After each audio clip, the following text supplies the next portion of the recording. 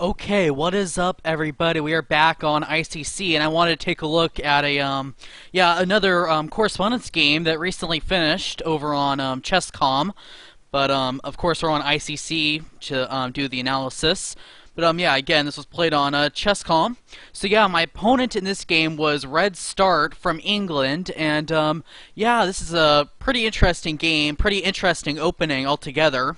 If you see my bullet videos, on Chess Cube or whatever, you know that I quite often play e5 against e4, and yeah, it's always been part of my repertoire ever since I was, yeah, sort of brought up, you could say. It's one of the first openings that are taught to beginners usually, right? The Roy Lopez, e4, e5, because it's very good at explaining, controlling the center, getting pieces out, etc., etc. However, yeah, recently, within the last, I don't know, 3 or 4 months, I have been, yeah, donating a lot of time studying variations out of the Sicilian, so namely the Najdorf, and it shows in my correspondence chess. I would say 95% of the time against e4, I will play the Sicilian, and that's what happened in this game. And this is, yeah, the first game in this, I guess, video series showing a game from the Sicilian, namely the Najdorf. So yeah, I played the Sicilian, as you can expect.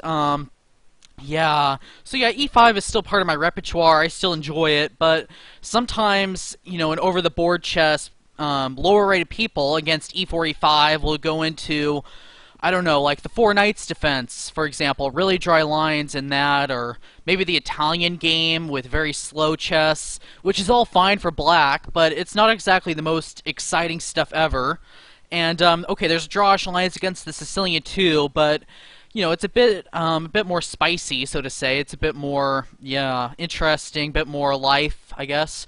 Anyways, so yeah, that's what I've been up to the last couple months, going into the Sicilian, namely the Najdorf, in style of Nakamura and Fischer, and yeah, Anand, for example. A lot of people playing this. So we'll jump ahead. I'm playing the Najdorf like I've been studying quite a lot this past few months. I feel like I know it pretty well. I feel like I'm pretty ready to play it in over-the-board chess. I feel like I have a good, yeah, grasp or a good, yeah, good knowledge of it. So, the C3 Sicilian and the close Sicilians are still a bit iffy, but I think I can get by. But the hardcore theory in the Najdorf, I can, yeah, I'm pretty confident in. Anyways, so we reach this position out of the Najdorf, white going for the very interesting bishop g5 line. Yeah, probably the most interesting line in the Najdorf, in my opinion at least. There's some other good ones, but I like the bishop g5 line. Back when I was an e4 player, I actually played this against the Najdorf myself, so yeah, very interesting. So we get into this position. I'm going to jump ahead a couple moves. Queen to c7, most popular. Pretty interesting. White castles long. Okay. Knight b to d7. g4, b5. So yeah, this is one of the craziest lines. White takes on f6. And actually here, all recaptures are actually possible. But knight takes f6 is the most popular, and that's what I played. g5, knight to d7 back, and f5, which is a really, yeah, sharp line. It's actually a gambit. Sort of a risky gambit for both sides, really. It's really, really sharp. So yeah, it's pretty interesting too. If my memory recalls, White actually has a really good score in this line. Check. I took the pawn, which is the sharpest, most interesting stuff. Not there. Knight to c5 is the alternative. Check. But okay, I took the pawn.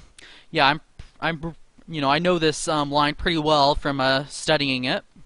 So king to b1 and knight to e5. So this is the, yeah, beginning of this sharp continuation. And here, I suspect my opponent didn't really know the line, or at least didn't know it from this point on, which I find a bit surprising. If you're going to play this, f5 stuff, you really should know this, because it's really just a battle of theory, really. I mean, if it comes down to it, it's really just a battle of who knows more, whose engine is better, that kind of stuff. It's really, really sharp. My opponent played queen to g2, which is very strange. more popular, the main continuation in this line is queen to h5, and yeah, obviously attacking the bishop and pinning this pawn, making this e6 pawn a bit weaker. The line continues. Yeah, you could choose between here. Let me get rid of those annoying arrows. Oops, not there. Go back. Sorry. Queen here. And here, black, excuse me, can choose from queen to d8 or queen to e7. They're both, yeah, similar. Let's go with queen to e7, which is the move I play. Then what follows is knight takes e6, exclamation point, very strong, very crazy. Bishop takes, and yeah, g6, takes on f7, king takes, and now white can choose between queen to h3 and queen to e2, and yeah, obviously this position is really crazy, and yeah, this has been played several times. Yeah, mixed results, but very, very wild. I honestly think whoever knows the position better usually goes on to win. But yeah, very interesting. Going back, white did not play queen to h5, as seen. And white played queen to g2, okay, attacking the bishop here. But with the queen on g2, now I could just play the simple bishop f6. I should also mention that I'm out of book at this point, because I simply don't know this move. It's so here I'm out of book. Bishop f6 is very logical, though. Just defending my pawn and really, yeah, controlling those dark squares. Okay. So, knight to f3. Trying to get rid of this knight. Okay, white took on e6. I took with the pawn. Very important not to let a knight get here. And also, these pawns on d6 and e6 are very strong, you know, controlling these squares, and they're very hard to contest. Okay. So h4, trying to, yeah, strum up some counterplay. The problem with this move is this queen on c7 is really a really good piece. First of all, it's defending laterally. And also, as in most Sicilians, it's on the c-file as well. I also have this nice resource with rook to a7, which would add even more support to my king. So the point I'm trying to make is, yeah, black is in pretty good control in terms of defense around the king. So I took on f3 here. Yeah. Yeah, it's a fine move. Queen takes. And I played bishop e5, which is a fine move. Nothing wrong with it. Perhaps b4 was a bit better, more forceful, but okay. I played bishop e5, which is a fine move. Nothing wrong with it. Queen to d3. Bishop b7. Also, bishop d7 was possible, of course. The downside with bishop e7 is that white now has bishop h3. Okay, with this threat. I have to play rook to f6. No other move makes a whole lot of sense. And we get into this line. Okay, I played rook to f8. Obviously, I don't want to allow, you know, I want to keep a rook on that open file. We had the trade. A3. Getting a little lift for the king always is good. And I played queen to f7, which is okay. Queen to c5 was also possible. Again, it's a bit more aggressive, maybe looking for b4, you know, those kinds of ideas. But okay, nothing wrong with, yeah, queen to f7, also supporting this e6 pawn, letting my rook move. Okay, and white played this very cheeky queen to e3. And I remember coming to the board one day when this position arose, and I just thought white blundered. Right? I'm going to admit it. I just thought this was a blunder. I played rook to f3, and I was just thinking, okay, white's going to resign, right? It's a fork. Very simple, basic tactics. Okay, but it's not so simple. White played this very nice queen to a7 shot, and the point being, black can't take the bishop. Rook takes h3 is met by queen to b8, exclamation point. And, okay, queen to f8. Takes here, and white is okay. Going back. After queen to a7, I should play here, covering the e6 pawn. And, okay, black is still really better, but, okay, white is far from losing. Instead, I played h6, which is sort of a semi-blunder. I was really concerned about my back rank, and I just wanted to get a flight square. The problem with this move is that, yeah... white can play this. Bishop takes e6. Nice tactical motif. And after trades, we reach this position. So yeah, what do we have here? Material is even. Yeah, and here I really should have played bishop takes c3. I didn't. Yeah, I still think black is somewhat better here, but okay, I think white has survived. Yeah, this opening, which I think is yeah, this queen to g2 move earlier. I think after that, black is in really good shape. So yeah, but here white I think survived it, and okay, is looking all right. I played queen to g4. Yeah, okay. Obviously I have some ideas here, and I'm attacking the h pawn. Okay, so yeah, queen there. Check. White gave the check, king to h7. And here white should have played the sort of simple rook to h1, which is not the funnest move ever. We can put it on the board. Rook to h1. I think the reason white didn't go for this is because bishop takes c3, b takes c3, and yeah, white's king isn't looking so hot. But the computer believes this is playable. Don't ask me why. I honestly don't know, but I think this is what white was fearing, and for good reason. It's not very fun. This also explains the move knight to a2, and so yeah, obviously I can't take on c3 now, and maybe white's idea is knight to b4.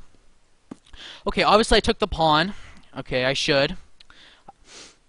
Knight to b4. I played queen to f6, centralizing a bit, and yeah, knight to d3.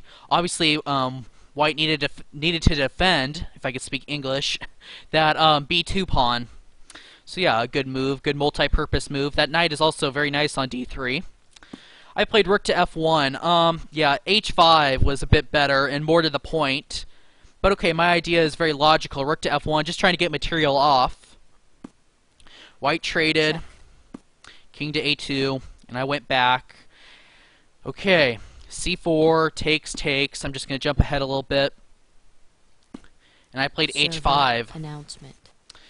And queen takes a6. So now we reach a really, yeah, atypical position where both sides have connected passed pawns on the sides of the board. The difference is my pawns are obviously quicker. And also, my king is a bit safer. Not a bit, it's just much safer than the white king. This queen and bishop do a really good job of defending the king. And this knight is very far away from getting into the attack. So I played h4, getting this pawn going. I need to get this pawn as far advanced as possible. Okay, white took the bishop. Very annoying piece. Okay, I took with the queen, obviously. Queen to e2. I played king to h6, queen to g2, Check. I gave the check, and h3, which was the point of the check, getting my pawn a bit further. Queen to g3 was played, and I played g5. Probably better is the move king to h5, but okay. No harm, no foul, g5 is fine. It's all winning, really. A4. My pawns are just really way too quick. And, okay, king to h5 now. Queen to h2.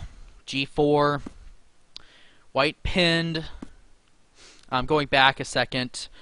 Instead of g4, here, also possible was, a quicker one was queen to g4 to g2. That would have, sealed the game. But, okay, I didn't find that. I was probably relaxing a bit. Just played g4, which is good enough. Queen to e2. And after a few more moves, getting the pawn a bit further. King to h4. And queen to g3, queen to f1, and now queen to f3, and black is winning. White continued for a few more moves. Queen to e1, check. g3. And, okay, white tried this move, trying to get some sort of counterplay, but it just isn't working. I can promote, check. And after a few checks... Check. Here, okay, white giving the spite check. Here, white resigned. So yeah, obviously, black having 2 queens versus 1 queen, and this white king is really open. Yeah, is more than enough. So yeah, a very interesting game out of the Najdorf. I thought it was worth sharing. Pretty interesting. So yeah...